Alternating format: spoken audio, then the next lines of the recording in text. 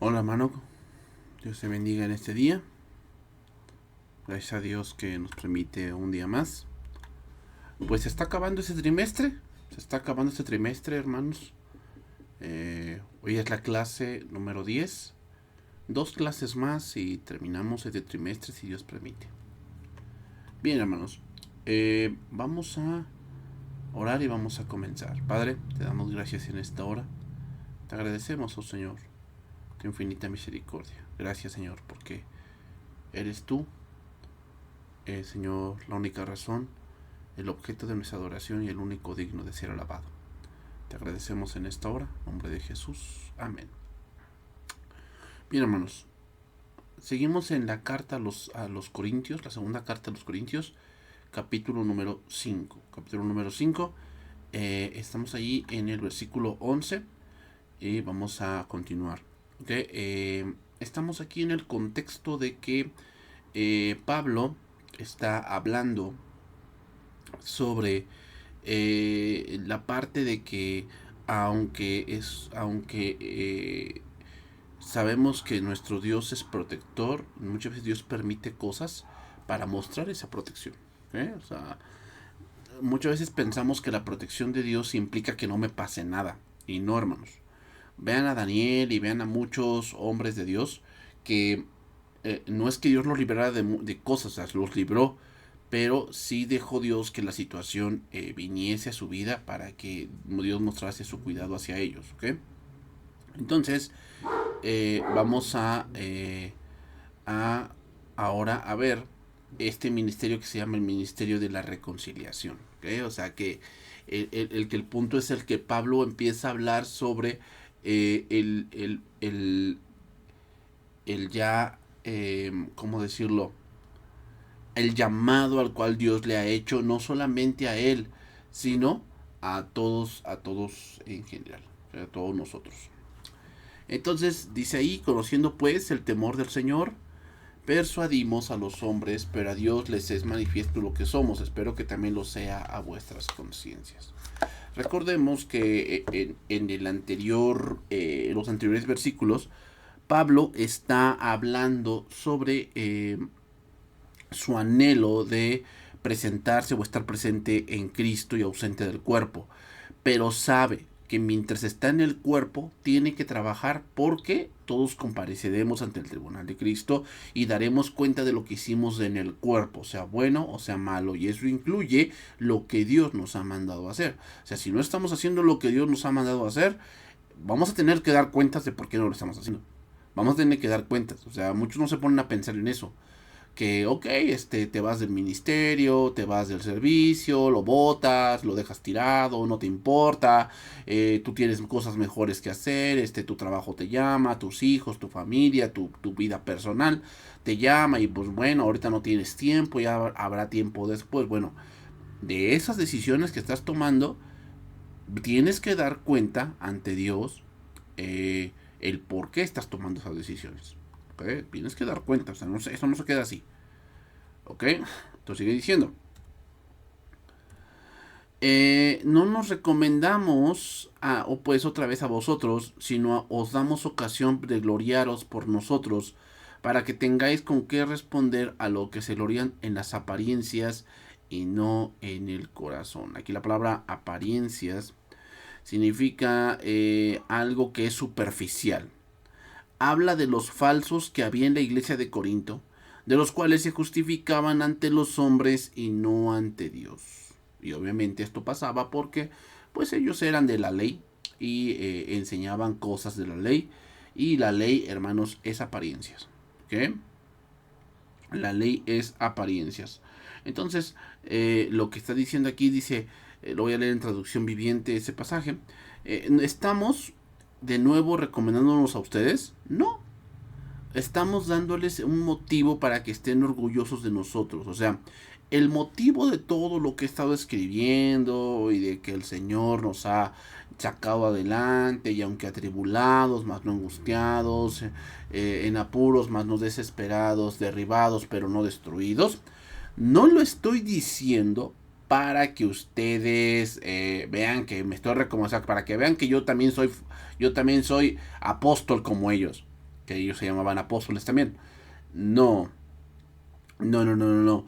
Sino el motivo por el cual escribo todas estas cosas es para que ustedes vean cómo la mano de Dios está obrando en nuestras vidas y está haciendo que el evangelio avance.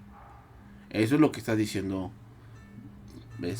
Pablo, ¿no? O sea, que el motivo por el cual él escribe es para que el evangelio no tenga estorbo. ¿Ok? Sigue diciendo.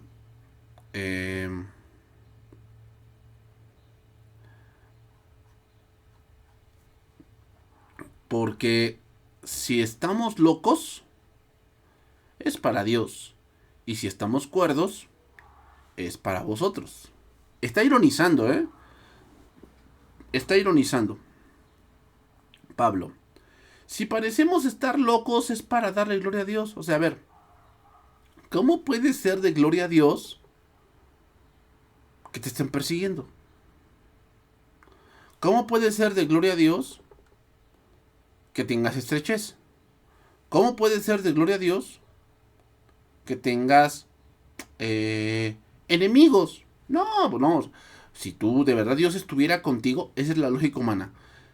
Fíjense bien, esa es la lógica humana.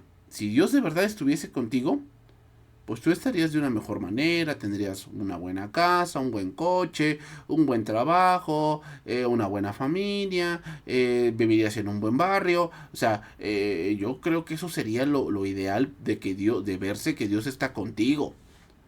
Y lamentablemente, o no lamentablemente, sino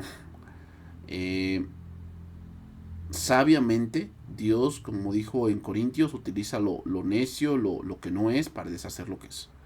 Entonces, Pablo se presenta como alguien que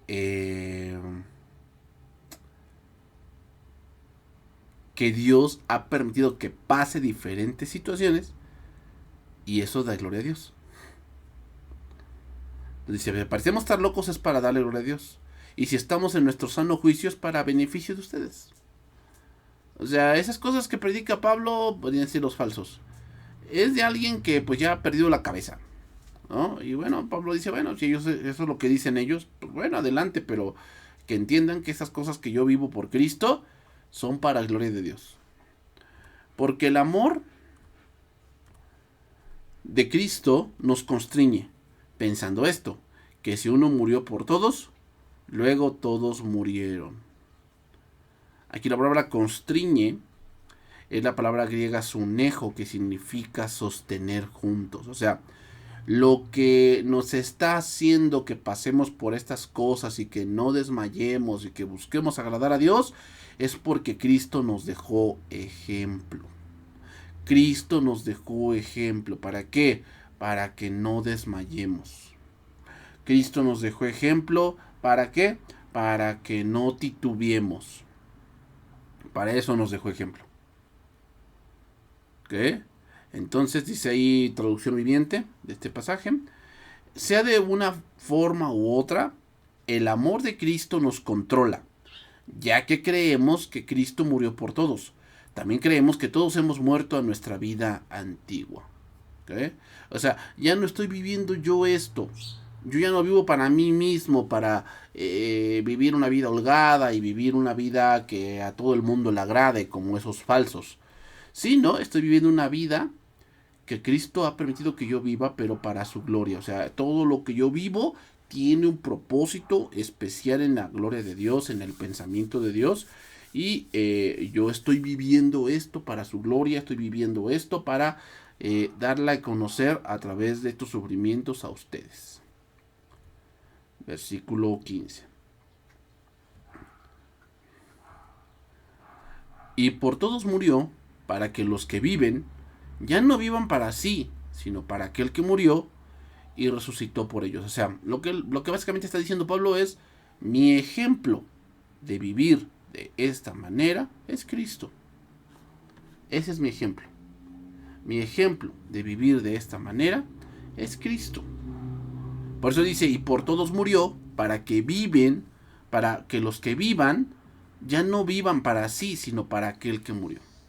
¿Okay? O sea, Yo ahora estoy viviendo para Cristo y las cosas que ahora vivo en Cristo son para honra y gloria suya. ¿Ok? Seguimos ahí. De manera que nosotros de aquí en adelante a nadie conocemos según la carne, y aun si a Cristo conocimos según la carne, ya no lo conocemos así. A ver, aguas con este verso. No está hablando de que ya no conocemos a nadie según la carne en el sentido de familia, ¿eh? Ese no es el contexto. ¿De qué venimos hablando? De los judaizantes. Venimos hablando de gente que utiliza la ley para engañar los cristianos corintios. Entonces, de ahora en adelante a nadie conocemos según la carne. Es decir, Pablo está diciendo, ya de ahora en adelante, mi pueblo no es Israel. Mi pueblo y mi familia es la iglesia. Mi pueblo y mi familia es la iglesia.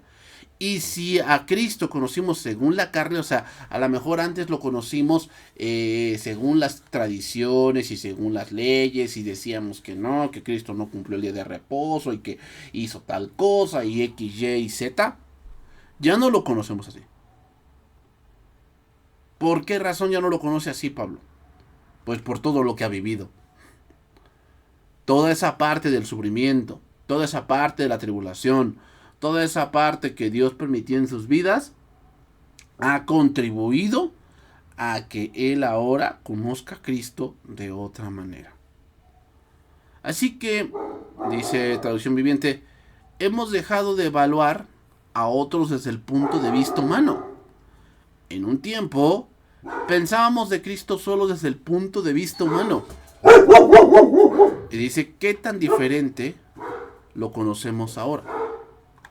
Entonces, podemos llegar a la conclusión que a medida que vamos viendo las cosas y vamos viviendo ciertas cosas en Cristo, pues nuestro conocimiento de Cristo debe crecer.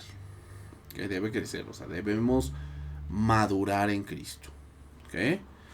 Y eso tiene que estar, tenemos que estar presentes, hermanos, en todo ello, porque ciertamente hay muchas cosas que debemos nosotros ir madurando. Y las tres cosas, oración, la palabra y las pruebas, van a hacer que nosotros, nuestra vida, esté madurando, esté creciendo y se esté arraigando en Cristo. ¿Ok, hermanos? Entonces, por eso Pablo dice, bueno, ya antes yo lo conocía de esta manera, pero ahora ya no. ¿Okay? Ya no, porque, bueno, pues porque el Señor ha trabajado en mí a través de todas estas pruebas. O sea, lo que conocen esos falsos, pues lo conocen según la carne. Pero hermanos, el mundo conoce a Jesús según la carne, pero nosotros ya no conocemos a Jesús así. Ok, continuamos. Versículo número 17. De modo que si alguno está en Cristo, nueva criatura es. Las cosas viejas pasaron, y aquí todas son hechas nuevas. ¿Ok? Ahora, ¿a qué hace referencia Pablo? Que somos nuevas criaturas en el interior, o sea que el conocimiento que ahora tenemos de Cristo, que ya no es según la carne, es un conocimiento provisto por el Espíritu Santo en nuestras vidas. Es un conocimiento provisto por el Espíritu Santo en nuestras vidas. ¿Ok? Por eso dice, las cosas viejas pasaron, he aquí todas son hechas nuevas. ¿Ok? Entonces dice ahí, Traducción Viviente, esto significa que todo lo que pertenece a Cristo se ha convertido en una persona nueva. La vida antigua ha pasado. ¿Cuál es la vida antigua en este caso? Pues la vida de la ley. Según el contexto, eso significa, la vida de la ley ya ha pasado. Todas son hechas nuevas. Pero aquí, hermanos, también podemos aplicarlo así. Y es que la manera en que tú conocías a Cristo y servías a Cristo y adorabas a Cristo ha pasado, hermano. Tú tienes que tener una adoración fresca, tienes que tener una relación fresca con Dios. ¿Por qué? Porque eso es lo que ha ocurrido cuando tú creíste. Eso es lo que ha ocurrido. Entonces, debemos ser nuevas criaturas en el interior, Pero esto se refleja en nuestra manera de vivir, en nuestra manera de actuar y en nuestra manera de pensar. ¿Qué? O sea, el Hijo de Dios vive de una manera totalmente diferente con respecto a cómo conoce a Dios. Ese es el punto, hermanos. El Hijo de Dios vive de una manera diferente con respecto a cómo conoce a Dios. ¿Ok? Seguimos diciendo ahí. Y esto proviene de Dios, quien nos reconcilió consigo mismo por Cristo y nos dio el ministerio de la reconciliación. Es decir, yo ya conozco a Cristo, pero no puedo quedarme ahí. Ahora yo tengo que darle a conocer a otras personas que también necesitan este regalo, que también necesitan este conocimiento. ¿Ok? Y le llama a Pablo el ministerio de la reconciliación. Es ahí traducción viviente. Y todo esto es un regalo de Dios, quien nos trajo de vuelta a Él mismo por medio de Cristo. Y Dios nos ha dado la tarea de reconciliar a la gente con Él. ¿Cómo? Por medio del Evangelio. Por medio del Evangelio. ¿Ok? Entonces, el conocimiento de verdad de Cristo nos va a llevar a que reconciliemos a la gente con Dios, no a dividirla. O sea, si alguien dice que tiene mucho conocimiento de Dios y lo está utilizando para dividir, el tal no conoce a Dios. No conoce a Dios. Que la doctrina divida, sí, hermanos, un poco, porque la doctrina es la verdad de Dios, y la verdad de Dios o es fría o es caliente. No puede haber términos medios. ¿Ok? No puede haber términos medios. Aquí dice que la palabra reconciliación significa estar o restaurar a favor de. ¿Ok? Seguimos ahí, versículo 19. De Dios, que Dios estaba en Cristo reconciliando consigo al mundo, no tomándoles en cuenta a los hombres sus pecados, y nos encargó a nosotros la palabra de la reconciliación. ¿Okay? La palabra de la reconciliación. O sea, ¿cuál es esta reconciliación? Pues que Cristo vino al mundo para que el mundo sea salvo por él, como lo dice Juan capítulo 3. ¿No? Porque no envió Dios a su Hijo al mundo para condenar al mundo, sino para que el mundo sea salvo por él. ¿Qué? Dice ahí, pues Dios estaba en Cristo reconciliando al mundo consigo mismo, no tomándoles más en cuenta el pecado de la gente, y nos dio a nosotros este maravilloso mensaje de reconciliación. ¿Cuál? Que Dios ha hecho todo ya lo que debía hacerse para que el hombre sea reconciliado con Dios por medio de la fe en Jesucristo. ¿Ok? Ese es el mensaje de la reconciliación.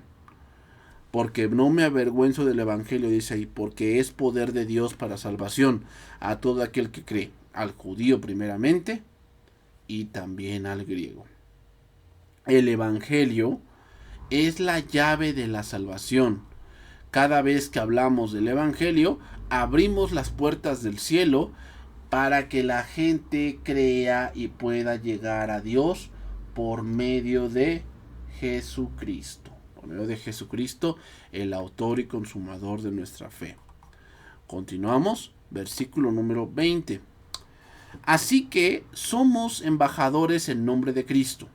Como si Dios rogase por medio de nosotros, os rogamos en nombre de Cristo, reconciliaos con Dios. Dios abrió las puertas del cielo y nos da salvación, no tomándoles en cuenta nuestros pecados, sino que Él nos salvó por medio de Jesucristo. Aquí la palabra rogase significa llamar o invitar. ¿Okay? Invitar. Y no es porque Dios sea un caballero, hermanos, sino más bien porque ese fue el plan de Él. El plan es que Él quiere que el hombre tenga fe. Óiganlo bien como lo estoy diciendo. Tenga fe. No que decida. Es que yo decidí salvarme. No es cierto. No es cierto. porque es el Evangelio y es el Espíritu Santo a través del Evangelio quien te convence de pecado, de juicio y de justicia. Sino, lo que tenemos que decir es que el Evangelio es por fe y para fe. O sea, es el Evangelio quien te hace ver tu verdadera condición y tienes fe en Cristo y te arrepientes. No es que tú decides, porque no es del hombre, hermanos, sino esto es de Dios. La salvación es de Dios. ¿Ok? Entonces es un privilegio hablar de Dios, es un privilegio el poder trazar su palabra. Entonces, si somos embajadores de Cristo, nuestro amo es Cristo y debemos ser fieles al mensaje de Dios, fieles a su mandato. Entonces Dios es el que produce ese arrepentimiento, esta reconciliación viene por la proclamación del Evangelio y convence al pecador por medio de la palabra de Dios y por el poder del Evangelio, hermanos. ¿Okay? Por el poder del Evangelio. Entonces, esta es la parte importante, que ahora nosotros somos esos embajadores, es decir, ahora Cristo está reinando y nosotros estamos en su representación en esta tierra para proclamar su mensaje. Versículo número 21. Al que no conoció pecado, eso es lo que estamos hablando también, ¿cuál es el mensaje? Al que no conoció pecado, por nosotros lo hizo pecado, para que nosotros fuésemos hechos justicia de Dios en él. Cristo jamás pecó. Él es el Santo de Israel. Pero aunque no pecó, le fue imputado nuestro pecado. Nuestros pecados fueron cargados en su cuerpo para que a través de que fuese molido por nuestros pecados, Dios puso sobre su cuerpo el pecado de la humanidad. Y así fuésemos hechos justicia de Dios en él. Entonces, hoy somos justificados en él a través de que él pagó nuestra deuda en la cruz del Calvario. Dice ahí Gálatas 3:13, Cristo nos redimió de la maldición de la ley, hecho por nosotros maldición, porque está escrito, maldito todo aquel que es colgado en un madero. Aquí, a ver, les voy a hacer aquí una pregunta para ir terminando esta parte.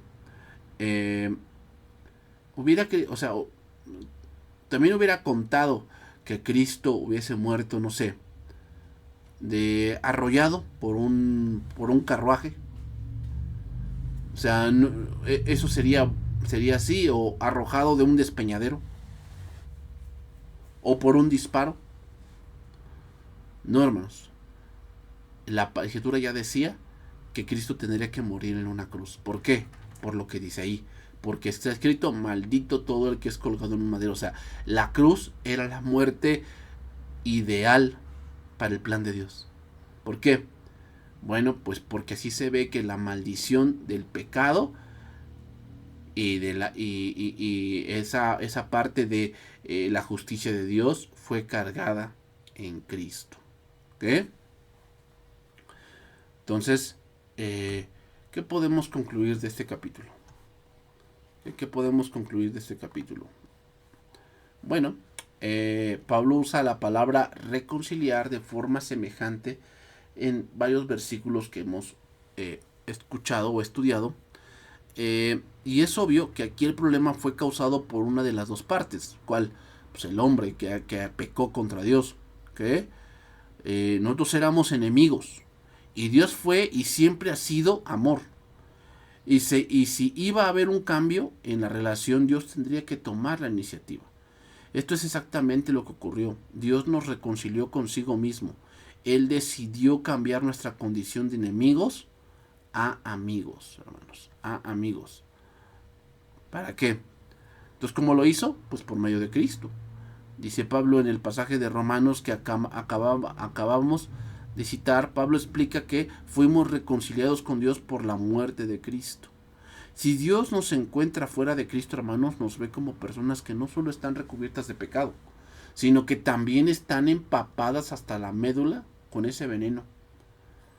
Pero tan pronto como Cristo interviene y Dios nos mira delante de Cristo, entonces todos nuestros pecados quedan cubiertos y bloqueados. Y ahora ya somos nuevas criaturas. Entonces, hermanos, Las palabras que se traducen como tomándoles en cuenta es un término que usan las contadurías. Significa acreditar a la cuenta de alguien. Aquí Pablo está afirmando que Dios ya no acredita el pecado a la cuenta de la humanidad. Dios ha reconciliado al mundo consigo mismo simplemente porque ya no carga a la cuenta de éste sus pecados. Que Dios te bendiga y nos vemos la siguiente clase. Bendiciones.